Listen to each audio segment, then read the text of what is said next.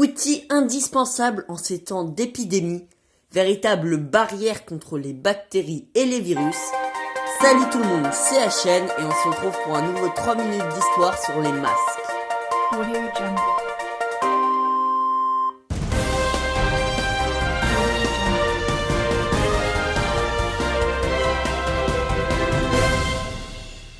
Au XVIe siècle, la peste fait rage en Europe.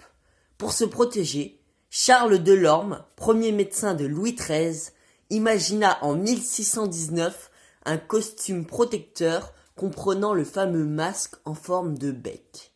Ce masque, en carton bouilli ou en cuir, était censé protéger du regard car à l'époque, on pensait que la peste était transmissible par le moindre coup d'œil et aussi des postillons.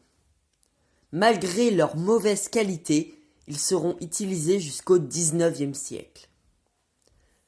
Au XIXe siècle, les professeurs Berger et Estor promurent un modèle qui consistait en un carré de toile de 17 cm de largeur et de 26 cm de longueur. Son bord supérieur s'appuyait sur le lobule du nez. Un chercheur nommé Mikulitz commanda quelques expériences sur des lépreux. Il les fit parler, sans masque, puis avec. Il trouva que sans masque, les lépreux projetaient dans l'espace de 10 minutes près de 90 000 bactéries. Lorsque le masque était utilisé, ce nombre était de 20 à 79 fois moins considérable. Plusieurs types de masques furent utilisés. Les Européens et les Chinois utilisèrent d'abord une simple cagoule en tissu percée de trous pour les yeux, mais elle fut vite abandonnée en raison de son inconfort respiratoire et des difficultés de visibilité qu'elle générait.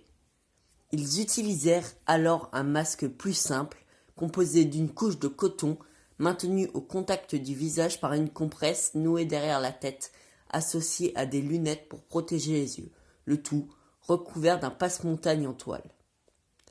Les médecins et soldats japonais utilisèrent une sorte de nid d'oiseau dont la carcasse en fil de fer était maintenue contre les orifices respiratoires au moyen de cordons noués derrière la tête. Ayant constaté l'inconfort de son premier masque, un chercheur du nom de Broquet le modifia. Il remplaça la toile au niveau des orifices respiratoires par un filet dans lequel vint se placer une couche de coton qui rendit la respiration beaucoup plus facile. Malgré quelques modifications, c'est toujours le masque utilisé de nos jours. Broquet proposa que son masque fût utilisé par le personnel médical appelé à se trouver au contact direct des malades, tandis que les masques compresses, plus simples et plus économiques, seraient réservés à ceux qui n'approchaient pas les malades ou pour les malades eux-mêmes.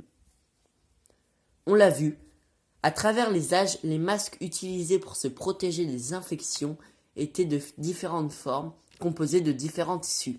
Mais contrairement aux idées reçues, les masques de l'époque étaient quand même assez efficaces. Et c'est déjà la fin de la vidéo.